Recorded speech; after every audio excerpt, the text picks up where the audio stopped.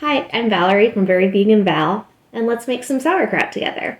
So I'm just peeling off the outer layer of the cabbage and setting it aside. We can use it later. And then I'm going to cut my cabbage into quarters and remove the core. Now we're going to use our sharp knife, cut it all the way down the edge.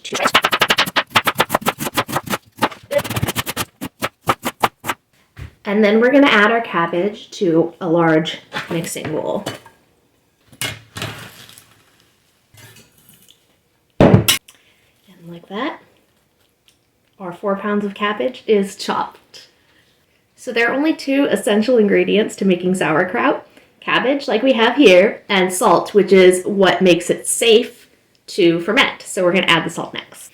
Now, most places will recommend you don't use iodized salt because it can discolor your kraut. However, I have iodized salt and it works just fine, so don't worry about that. You're going to want to add about 1 tablespoon of salt for every 2 pounds of cabbage. So I've got 4 pounds of cabbage. We're going to add 2 tablespoons.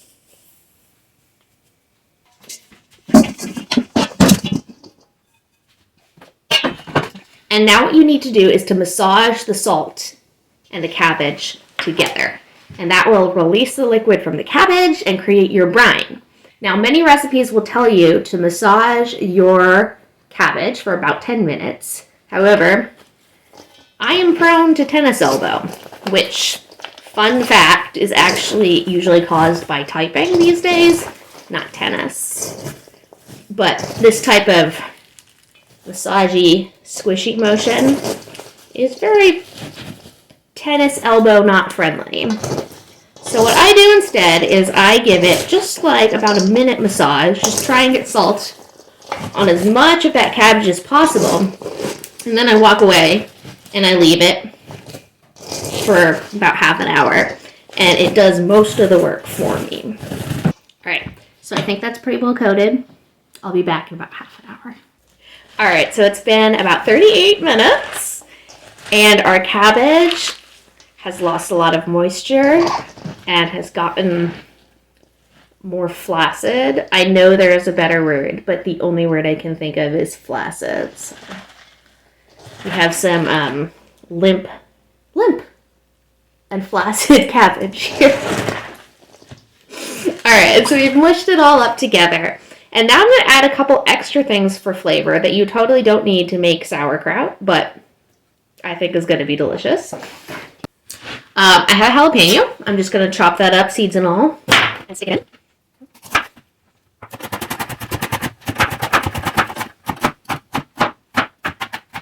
Yeah, 1 jalapeno.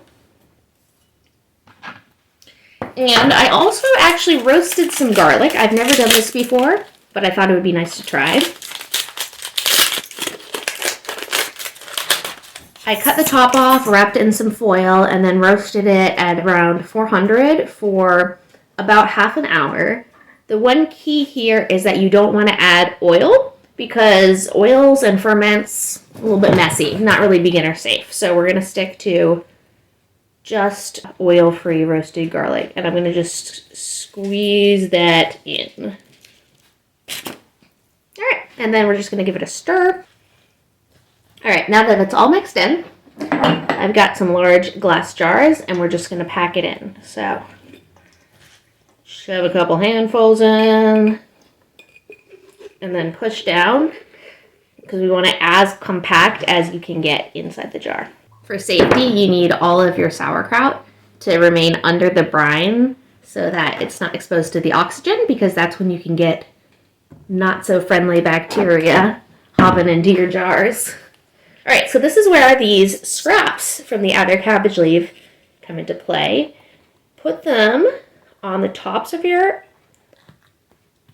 kraut, and that just creates a barrier. So all of the sauerkraut you're going to be eating is underneath that.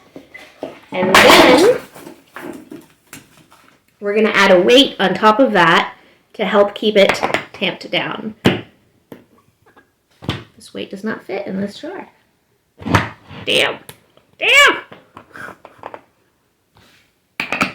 All right, so these do not fit in these jars at all. so I won't be using them. But these are fermentation weights. They are really helpful if you are using a wide-mouthed mason jar.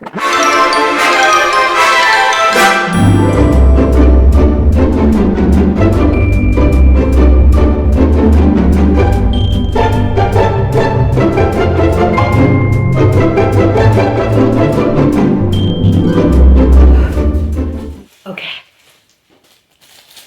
So I'm going to use some rocks that I just got from the garden. Putting them in this Ziploc bag so they're not actually touching my ferment.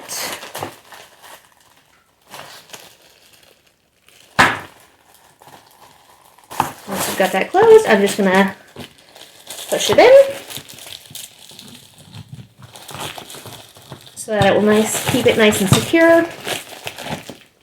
And normally I would add like a cloth or something on top of this just to try and keep any dust from falling in, but I think we've actually kind of done it just with this rock situation. For these guys, I'm going to use a little jam jar, and I'm going to do just about the same thing. So my one piece of advice here for the fermenting is that you should put it on a tray or something with a lip, because as you can see, as our cultures become more active, they start bubbling up and releasing some of that brine, and so it can make a huge mess if you don't have something to catch that. But these are a couple of ferments that I started, I want to say 2 or 3 days ago. And you can see they've started to become more active, and they actually look pretty similar at this point. And so I'm going to get all of these set up together on the pan, and then I'm going to leave them for probably like between a week and 2 weeks. You can do longer or shorter if you like. Just taste it and see. Once it gets to the sourness you like, then your sauerkraut is done. So thanks for making sauerkraut with me today. Let me know your favorite things to add to sauerkraut and how you most like to eat sauerkraut. I'll be needing a lot of sauerkraut recipes in the future. All right, bye. It is a week later, and this sauerkraut is so good. The garlic and the jalapeno together, just amazing. Yum.